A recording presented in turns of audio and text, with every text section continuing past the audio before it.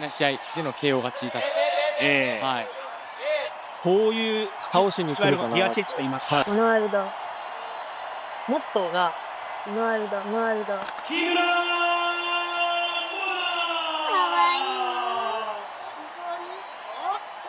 タイミングあるんで。さあ伸び。They call her the real-life Chun-Li. Pink hair, bright smile, looks like she walked out of an anime convention. But step into the ring with Mona Kimura, and you'll quickly realize this 23-year-old Japanese sensation is no character from a video game. She's a nightmare wrapped in pink gloves. これからもモノワールドよろしくお願いします。ありがとうございました。そう、リンローから今右が決まった。冷静ですね。With a perfect 3-0 record and 2 brutal knockouts, Mona has the combat sports world asking one question: is she the future of women's kickboxing? And here's the controversy that's breaking the internet. Could she actually beat Dakota, the reigning queen of flyweight MMA? I know what you're thinking. That's crazy, right? But stay with me, because by the end of this video, you might change your mind. I came across this 24-year-old Japanese kickboxer, Mona Kimura. They call her the real-life Chun-Li. She fights only using her legs, or leg, singular, and brutally humiliated another fighter in her last kickboxing match. Check it out. さあ当てた。当てました。そして2つ。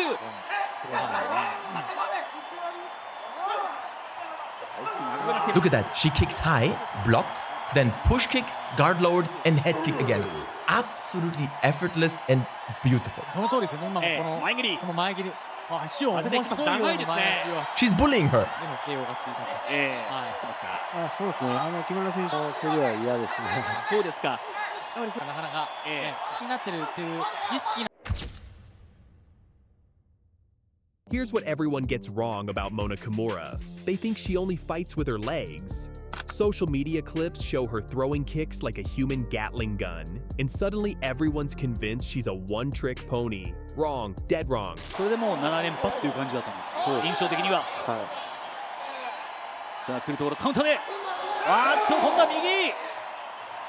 さあ1ラウンド。1分30秒残してあっという間に2回の KO ですよ。序盤のコンタクトの部分で、もう小平選手が右目かな、左目かちょっと気にしてたんですけどね、その時点でもうちょっと心が折れちゃった感じでしたね。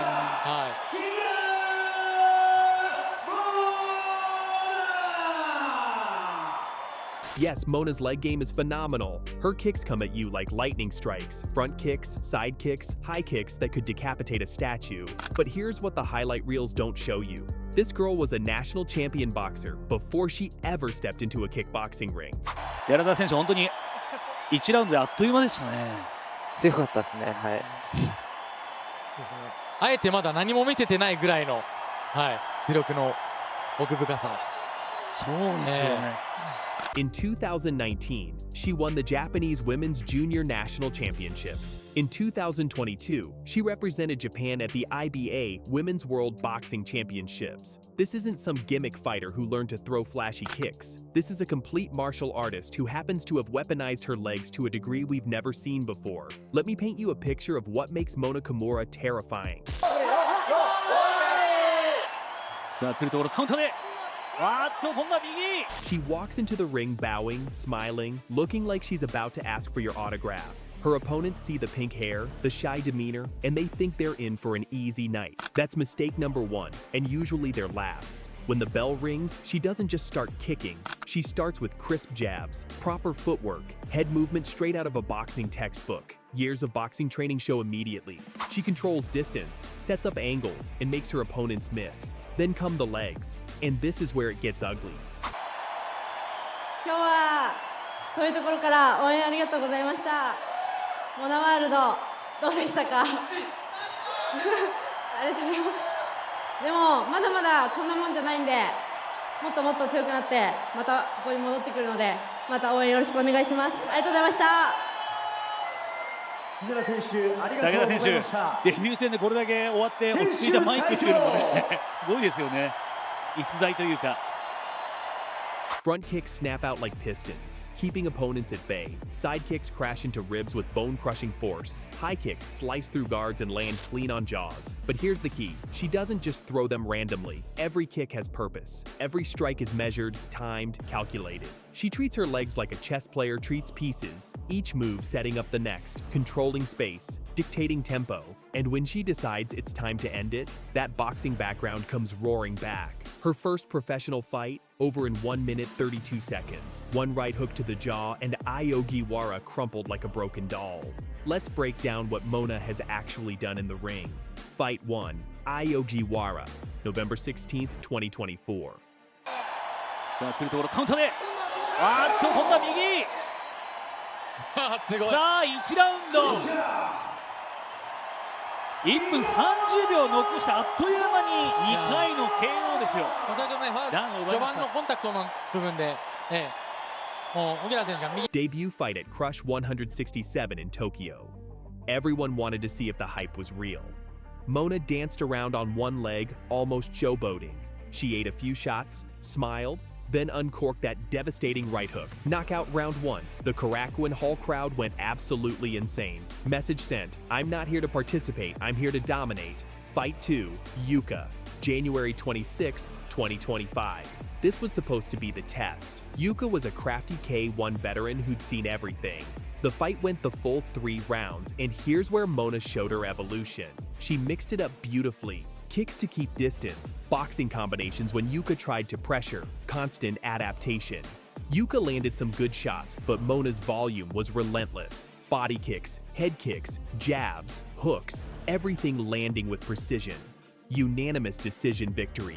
Zero doubt who won. Fight 3, Satoko Ozawa, June 27th, 2025. This is the fight that made people uncomfortable. This is the fight where Mona showed she has a dark side. From the opening bell, she was surgical. Boxing combinations opened cuts, kicks bruised ribs. The blood started flowing in round 1 and never stopped. Ozawa's face became a canvas painted in crimson. The ring doctor checked her. The fight continued. Mona showed no mercy.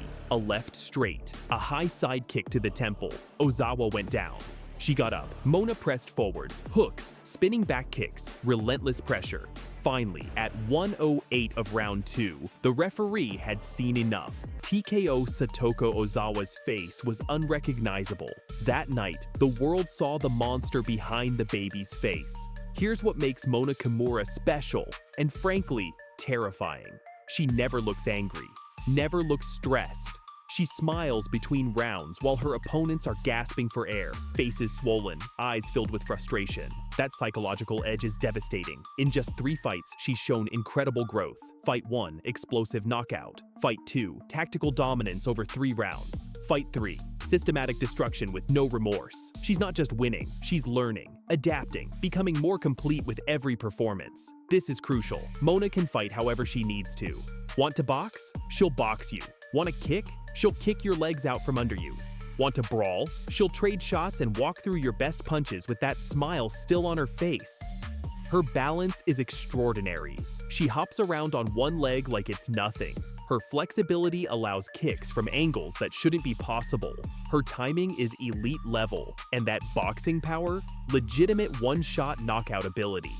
Now we arrive at the elephant in the room. Could Mona Kimura beat Dakota Dicheva? On paper, this sounds insane. Dakota is 15-0 in MMA with 13 finishes. She's the PFL flyweight champion. She's fought in a cage against wrestlers, grapplers, complete mixed martial artists. But hear me out. The kickboxing and MMA communities are actually debating this. Big names in combat sports have expressed serious respect for Mona's skills. Why? Because Dakota's background is primarily striking, and in a pure kickboxing match, Mona might have serious advantages. Dakota is an aggressive pressure fighter with devastating power, but Mona has faced pressure before. She handles it with distance management, footwork, and volume striking. Dakota's power is real, but can she close the distance against someone who kicks like a machine gun? Here's Mona's edge: unpredictability. Dakota trains to fight MMA fighters. She's never faced someone who fights like Mona, someone who seamlessly blends elite boxing with a leg-dominant strategy that controls every inch of the ring. Whether she ever faces Dakota or not, one thing is absolutely certain. Mona Kimura is must-watch television. Every time she steps in that ring, someone's night is about to get ruined, and she'll be smiling the whole time. Lucia! Silent Killer! Saboa! On the side. Ned said, kick.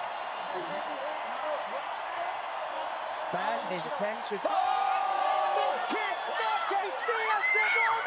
She has a professional record of 9 fights, 9 wins, 7 finishes, representing Nedora Cup Team Progressus and fighting out of Slovakia. #1 contender, Bantamweight Octagon MMA, Lucia Silent Killer Saboa! She looks like she belongs on a runway in Paris. Beautiful, elegant, refined. But step into the cage with her. You're not facing a model. You're facing a predator. You shoot star leaping through the sky like a tiger, defying the laws of gravity. I'm a racing car passing by like Lady Gaga. I'm gonna go.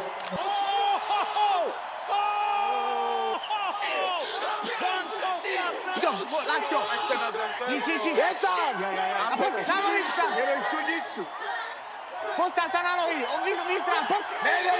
Postav sa! Aj si pozor na ruku! Vyťahni to! Vytrhni to! Vytrhni to! Vytrhni! Za ňu, za nohy! Stavuj koleno! They call her the Silent Killer. And that nickname, it's not about her looks. It's not about her demeanor. It's about what she does to you when that cage door locks. 24 PFL season, Dakota still undefeated in the blue. Tyler Santos, a one-time UFC title challenger in the black. Santos moves forward. Oh, kick to the face. Ditcheva showing off all the weapons. And he has Tyler Santos hurt deep for sure. Santos is in big trouble. He's in big trouble. Dakota Ditcheva to the body again. On one side, we have Dakota Dangerous Ditcheva, the most devastating knockout artist in women's MMA. 15 wins, 0 losses, 12 brutal knockout, the youngest PFL champion in history, the first British female MMA world champion, the woman who finished Tyler Santos when nobody else could. But on the other side, we have a fighter who might be Dakota's worst nightmare.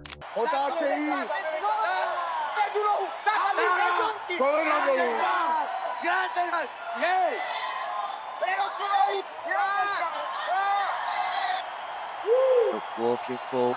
Tonight, Sabova looking for the finish. Now it is. Can she bring it? Lucia Sabova, the Slovak Silent Killer, 10 wins, 0 losses, perfect record. But here's what makes her terrifying: 3 TKOs in the first round, 3 submissions in the first round, 1 submission in the second round, 30% knockout rate, 50% submission rate.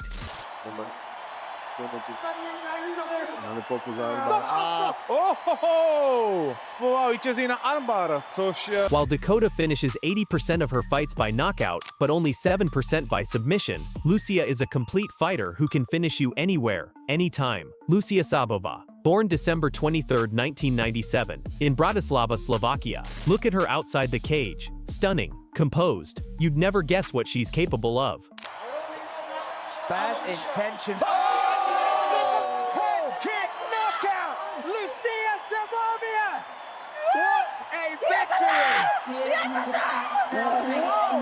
They were exchanging punches, punch for punch, hook for... But the moment she steps between those ropes, the model disappears. The killer emerges. August 9th, 2025, Octagon 74 in Prague. Lucia faces champion Cecilia Bolander for the bantamweight title. First round, 3 minutes and 11 seconds. Brutal elbows, devastating strikes. The referee stops it. New champion. That's the Silent Killer's signature. She doesn't waste time. She doesn't leave it to the judges. She finishes. Bola som zápasníčka, študentka.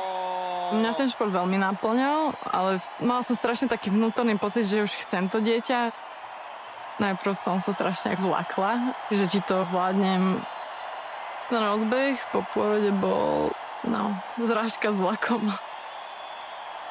Ten strach určite neodišiel. Pochybuje človek o tom, že dobre robím, že odchádzam od toho dieťaťa. Je extrémne náročné sa premôcť, ísť do toho gymu, vôbec vstať z postele. Vydržím to peklo a potom proste príde tá odmena. Lucia Saboa! She trains at Hanuman Gym Prague. Her base, Muay Thai, razor-sharp striking, devastating kicks, precision elbows that cut you open. But she didn't stop there. She evolved. Brazilian Jiu-Jitsu, wrestling, ground and pound. She became the complete package. She burst onto the scene, winning Octagon Challenge, a reality show where fighters compete for a professional contract. Since signing with Octagon MMA in 2020, she hasn't lost. Not once, not even close. All right, let's talk numbers, because this is where it gets scary for Dakota Ditcheva. Come on in. Defense. We're ready.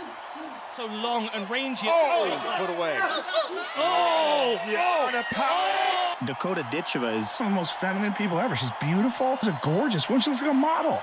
It has nothing to do with men beating each other up. There's nothing to do with brutishness. It has to do with high-level problem solving with dire physical consequences. But the early days were interesting because, there was a lot of people disparaging women fighting, including Dana White. Yeah, some people get disturbed watching women get bloodied up. That's a big one for some folks. It feels different.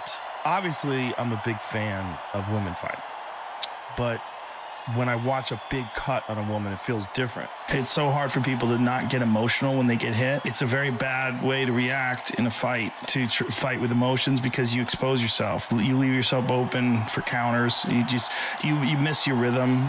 You're not as deceptive. You're too obvious in your pattern, and so many times you get hit a lot more. Yeah, it's a big problem with fighters. The smart thing to do is to fight with correct technique and with a correct strategy. Dakota has built her entire game on one thing: power, crushing, bone-breaking, fight-ending power. Those body shots, they're legendary. They've ended careers. They dropped Taila Santos, a UFC veteran, in the second round. But that submission rate, 7%, one submission in 15 fights, one rear naked choke against Malin Hermansen back in 2023. Okay, you got to get busy here. You got to show me something. Oh, there we go. The old pin. Good job from Amanda. Look at the square. Things have been up. She's got it. Do everything's been up. Second, don't you tell me what you think that I can be. I'm the one statement. I'm the master of my CEO. So impressive. Meanwhile, Lucia, 50% of her wins are submissions, 5 submissions in 10 fights. Let me say that again. Dakota, 7% submission win rate. Lucia, 50% submission win rate. That's not just a difference, that's a chasm. That's a completely different dimension of fighting. Watch how Dakota fights. She's a marauder. She comes forward like a Viking berserker with bad intentions. Look at this. Body punch, body punch, body punch. She's not headhunting. She's destroying your foundation. That's Dakota's superpower. She doesn't need submissions. She doesn't need takedowns. She just needs 4-ounce gloves and target practice on your ribs. But here's the weakness. What happens when the fight goes to the ground? What happens when someone doesn't try to stand and trade with her? Now watch Lucia. This is completely different. She's a problem that changes shape depending on what you bring to the cage. Here's why this matchup is terrifying for Dakota Ditcheva. Dakota's opponents have all tried to beat her at her game. Stand and trade, survive the storm, maybe steal a decision. Nobody's threatened her with submissions because they can. They're not submission specialists. Lucia, 50% of her wins are submissions. 50%. The moment this fight hits the canvas, and in MMA, every fight eventually hits the canvas, Dakota is in uncharted waters. Has Dakota defended against a legit black belt level grappler? Has she escaped standing Americanas? Has she defended arm bars from someone who hunts them like a shark? We don't know, because she's never had to. Dakota's opponents come in with one game plan: don't get knocked out. That's it. That's the whole strategy. Survive Dakota's power and maybe steal a decision. Lucia doesn't fight like that. She brings problems, threatens submissions, force Dakota to defend positions she's not comfortable in, mix in takedowns, make Dakota worry about level changes, strike from range with kicks, don't let Dakota close distance easily, change levels, change tactics, change the entire fight. Dakota's used to being the aggressor, the hunter. What happens when she faces someone who hunts her? Lucia has been to the decision twice. She fought for 15 minutes. She's had to grind. She had to adjust when plan A didn't work. Dakota, only 2 decision wins in 15 fights. She usually ends it early. That's beautiful, until it isn't. What happens in deep waters? What happens in championship rounds when the adrenaline is gone and it's just will versus will? Lucia's been there. She's survived. She's adapted. So here it is. The question that's been building this entire video. Can Lucia Sabova beat Dakota Ditcheva? What do you think happens? Can Lucia's submission game crack the code? Or does Dakota's power prove unstoppable? Drop your predictions in the comments right now. And if you want to see this fight actually happen, smash that like button, hit subscribe, and let's make some noise until these two step into the cage together.